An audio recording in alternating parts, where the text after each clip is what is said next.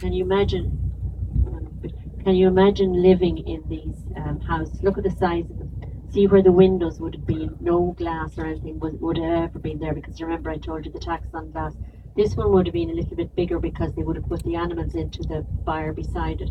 And in other places, if they were lucky enough to have an animal, they used to take the animal into the house with them because they get a measure of heat from the animal. When you took them in at night time, they'd all sleep in the.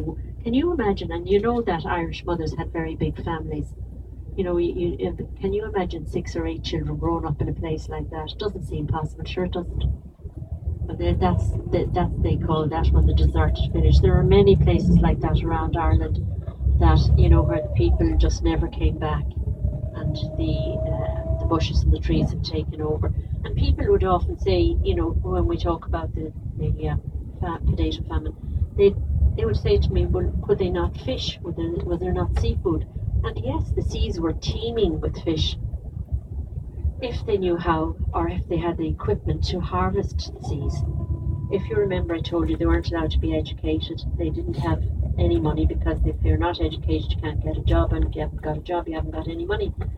So they didn't have the wherewithal to buy the equipment necessary for harvesting the seas.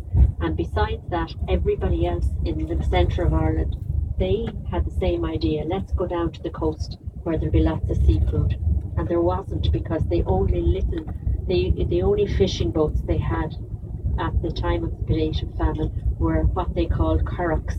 And a currach is it's a bit bigger than a canoe. It's made a light timber frame covered in canvas and tarred, and this is what the fishermen would go out fishing in. But they would only catch a certain amount because they didn't have the right equipment.